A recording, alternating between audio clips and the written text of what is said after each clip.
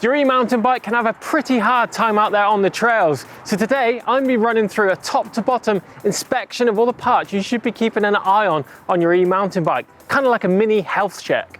Starting things off with the cockpit. Now your first point of contact on your bike is going to be the grips. Now if you're old school, you might have the slide-on style grip, which doesn't have a lock-on collar. Just give them a quick pull, give them a spin around the bars. If they're rotating, it probably means you've got water underneath them. That can be pretty dangerous when you're out and about. If you do a jump, the grip could come flying off. If they do spin, just pull them off, dry them, and maybe stick some hairspray underneath. But if you're new school, you're probably gonna have lock-on grips, so just make sure that collar is nice and tight and those grips aren't spinning around the handlebars. So once you're done with the grips, it's time to move inboard to the brake levers, your gear shifter, your dropper post, all those different controls that you're gonna use in your cockpit. Just run around with an Allen key just to make sure they're torqued up to the manufacturer's specifications and your levers are in a nice angle, you're not reaching around or they haven't slipped. Things like that. It's quite common if you crash your bike for those levers to move. So just make sure they're at nice angles and everything's really comfortable and works nicely.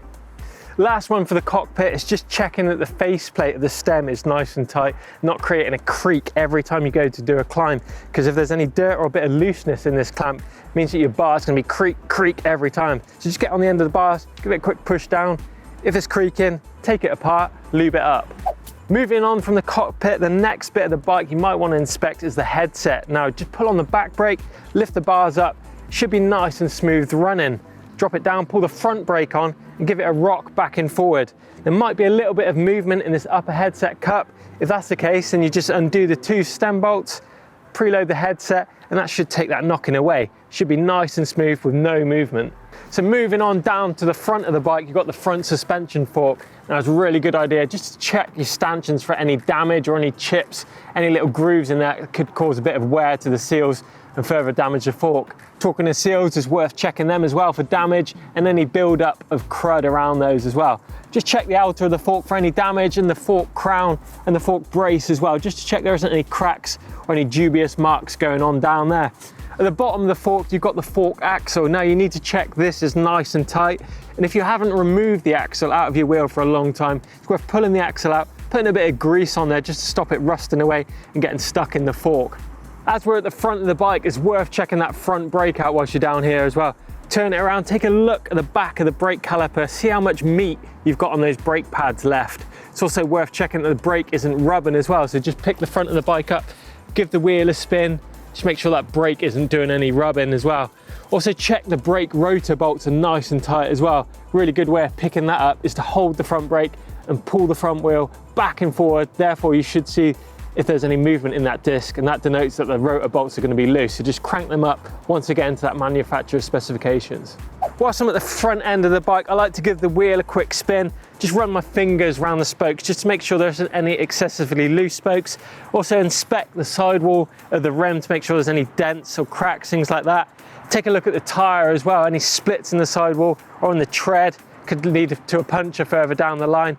It's also worth just holding onto that front tyre, giving it a push side to side. Just check the front wheel bearings that aren't loose or there's any roughness in those wheel bearings. So once I'm happy with the front wheel, it's time to move to the rear of the bike and the rear wheel. Now I'm going to repeat the process that I've done on the front, so things like the front brake, just check that the rear brake's not rubbing or binding at all. Give that rear wheel a quick push side to side, check the rear wheel bearings.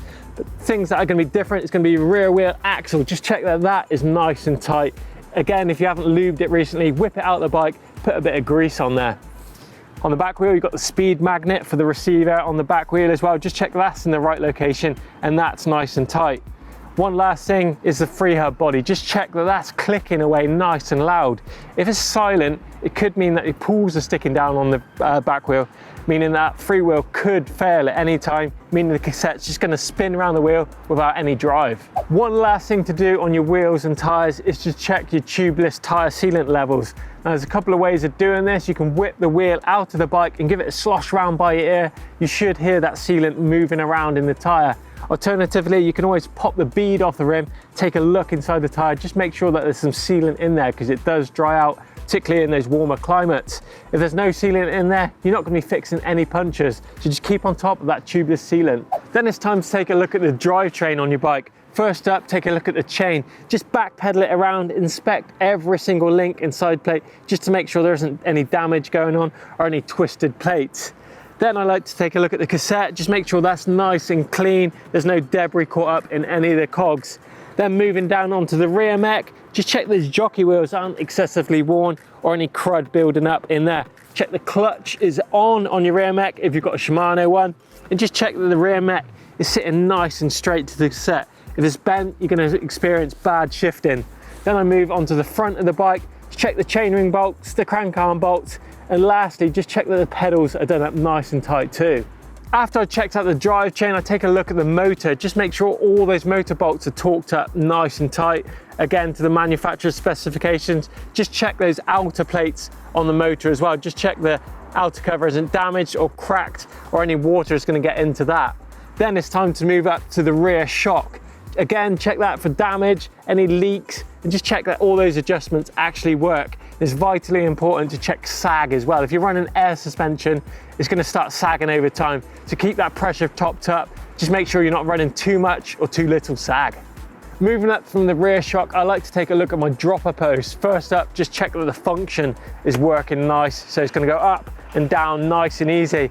And whilst it's up, just check that these bolts are nice and tight too, because if they come loose, it can make your saddle rattle around and again creak as well. So if it is creaking away, give it a quick squeeze. You can hear mine's creaking a little bit. It just means I've got to take it apart, lube up the rails, and that should get rid of that annoying creak. It's also a really good idea just to check that the battery is secure in your e-bike.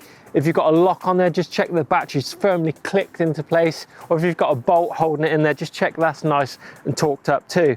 Then I just do a visual inspection top to bottom of my e-bike on all the welds. If you've got an alloy bike, obviously if you've got a carbon bike, just check the same areas, the head tube, the chain stays and the seat stays. It's just worth checking all those.